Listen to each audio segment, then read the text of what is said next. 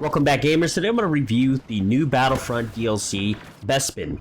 The DLC is available early for those of you with the Season Pass. Now, getting on to Bespin, I've been playing this for 20 hours straight. I've seen some of the stuff that needs to be tweaked a little bit, but overall, what I've seen so far is a very nice change for the game. I'm going to go ahead and get right into it. With the introduction of Bespin, the game centers around Cloud City.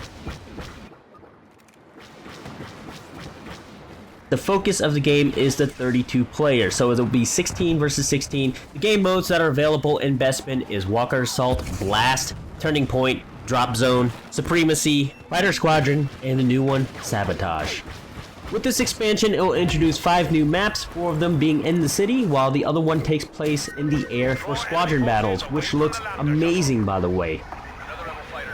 2 that are urban warfare is Cloud City and Battlenet Laboratories. They take place in all these open areas inside the city. You'll see fountains, you'll see stairs and ramps, and a lot of open buildings. They're really well made. You have the Administrator Palace, which is all these buildings connected by these skyways, and you'll have to cross all these bridges to get to the next building.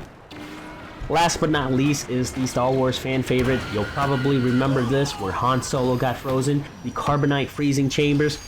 Personally, this is one of my favorite maps because I love the design of the map, how you run through these tunnels and the lights go on. Cool effect for the map. The other thing about these maps is that they're really well made, where there isn't a choke point in the map. All the maps have different routes that you can take to get to an area, so it's not like there's only one entrance to something. There will be 3 or 4 and multiple entrances.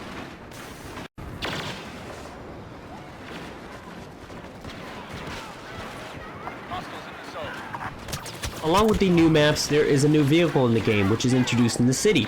The vehicle itself is also used in the squadron battle. The vehicle is called the Cloud Car. When you move it and maneuver it, it feels like a ship that's being weighed down by the 2 sides. It really feels great for the ship.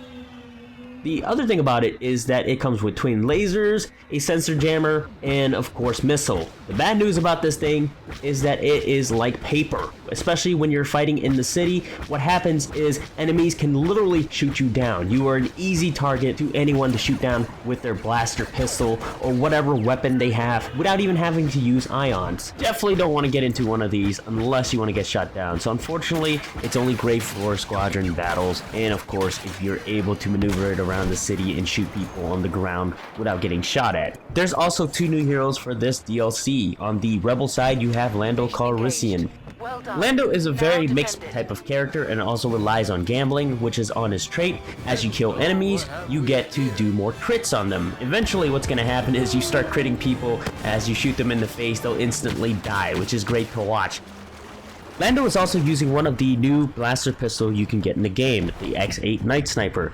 The X8 Night Sniper has decent damage, cooling, and range, but the best thing about it is that it comes with heat thermal vision, so great for those night missions on Hoth and also night missions on Endor, or whenever you want to use it to find out your enemy's whereabouts. His powers and abilities: he has a charge shot, which builds up his crit damage for his trait. He has a shock trap. The shock trap is very interesting. On the enemy side, they see it as a hero icon or a icon for a power-up, and the thing about it is that it spins counterclockwise, so that's how you can tell it apart. But what you do with it is you trick enemies to grabbing it, and people tend to grab it anyways when they run through doorways, so it's great to put it in doorways and certain areas where you want to hide the shock trap to shock a bunch of troopers. The last and final ability Lando has is the Disruption ability, which you can get as a star card. Now the thing about this ability is that it disrupts in a certain range, and what happens is that it overloads the weapons of enemies and also their star cards. So it's a very annoying ability, and also one of those abilities that you use when you're trying to get away from a mass amount of troops coming at you. So it's great for those oh crap moment for Lando. The last and final hero on the Imperial side is Dengar. You've only probably seen him in the Star Wars movie when Darth Vader was hiring all these bounty hunters. I was surprised he was chosen instead of IG-88 or Bosque, but he's pretty damn impressive in this game. His traits ability allow him to build up armor as he kills. Now, the great thing about this is that he's very defensive and can act sort of like a tank when you build up these armors, so you can take more hits.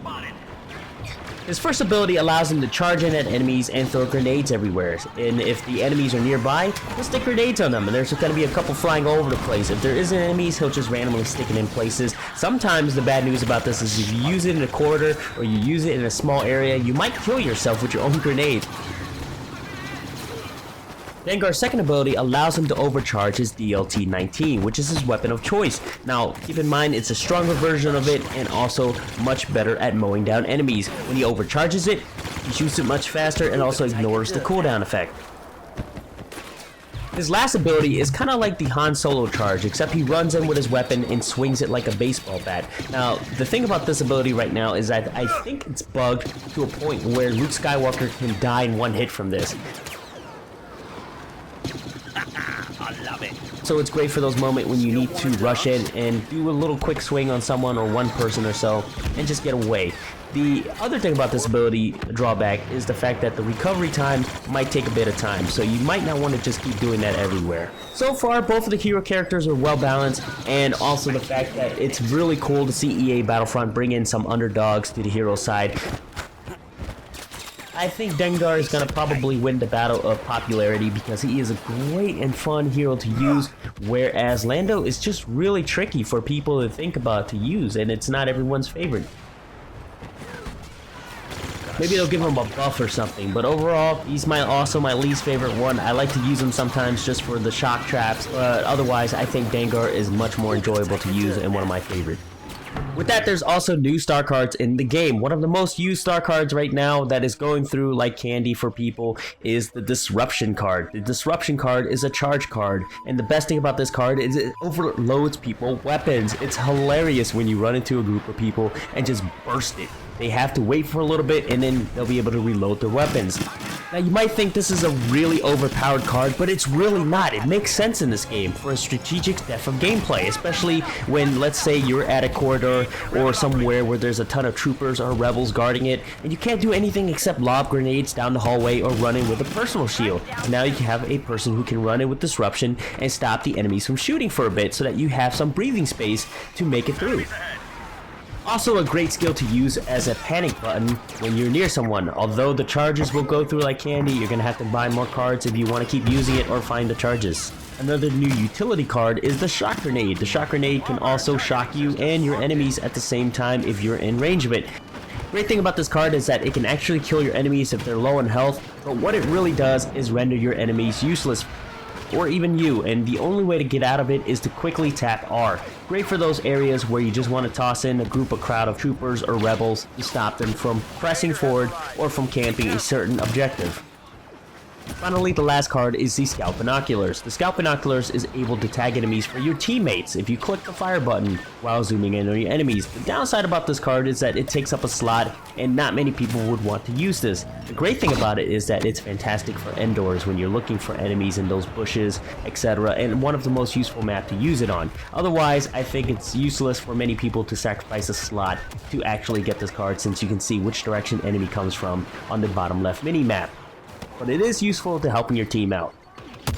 As for the new weapons in the game, one of them we already talked about, which is the X8 Night Sniper, the blaster pistol that has thermal heat vision for you to use and great for maps where you want to see enemies. But there's a better weapon to get than an X8 right now. The weapon is the EE4, and it's probably the most ridiculously overpowered gun because of the burst shot it does, and the firing rate is ridiculously fast. If you watch this video real quick, I can basically mow down my enemies in 2 shots. The shots are in burst, so you'll see a bunch of bursts fly out and it'll hit the enemies and does a ton of damage. Now the great thing about this weapon is that it's great for medium to close range, but the further off enemies are, the harder it is to hit them. I can definitely see this weapon being nerfed a little bit in the future, but we'll see. Finally, the new addition to this DLC is a new game mode. The game mode is called Sabotage. So how does the game mode work? It's quite easy to understand. The rebels' job is to blow down these 3 generators. Now as each generator go down, the Imperials start closing in on the final generator. Finally, once the last generator is blown up, the rebels meet up at the extraction point and have to defend it. As a minute or two ticks down, the Rebels will get 4 heroes in the beginning of the match that they can choose. Now the thing about this is that they only get 4 heroes, so they cannot lose the 4 heroes. But a lot of teams seems like they lose the heroes non-stop if they don't do real well, and unfortunately it becomes much tougher for them to get the generators. The reason why you want to save the 4 heroes is at the last extraction moment. What's going to happen is that Imperials will try to fight over the extraction point and defend it. At a minute or two for the extraction phase on the Imperial side, they'll have 4 heroes themselves converge on the extraction point, and at that moment what's going to happen is that it's utter chaos for the Rebels and but potential loss unless the heroes go down. Unfortunately, if the Rebel doesn't have any heroes left, it gives the Imperial a really good chance to fight back and also to mow down a lot of the people at the extraction point. The only complaint I have about this is that I think it needs a little bit tweak on the disarming time, especially on the Imperial side. The Imperials can literally run in with their shield and disarm the generator in this match quite quickly and quite instantly. It takes about 1.5 or 2 seconds to disarm the entire generator, whereas the Rebels have to arm it again and again.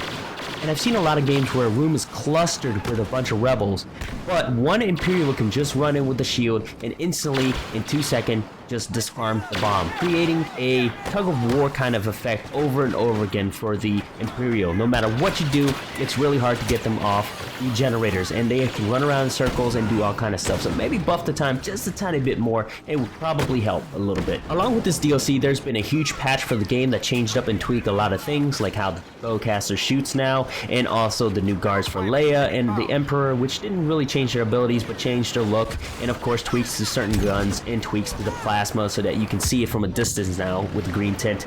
The biggest noticeable change to the game now is the partner system. The partner system is now even more important.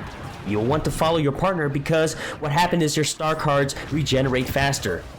If you want to know more about the patch notes, head over to the EA website and read up. It's pretty extensive. Otherwise, guys, that's pretty much the Bespin DLC. And hopefully, it'll survive longer than the Outer Rims, because on the PC version right now, the Outer Rims DLC is pretty much dead. I can't find a single player on it, and it's hard to find anyone playing it at all. I can still find normal games in the 40-player mode, and it seems like people are definitely playing the new Bespin and enjoying it pretty much too. It's a very enjoyable DLC, much better than Outer Rims. It's a really fun game to play and it seems like it's getting better, but the one thing I hate about the game is the fact that they work really hard on these expansions and they come out with like Outer Rims and Bespin and Death Star, and eventually whatever the last one is comes out. Basically splits up the community in terms of map. So I hope that one day they find a way to actually converge everything into one game much better so that everyone can play together. Because on the PC, the Outer Rims is completely dead. Anyways, guys, thanks for watching, and game on.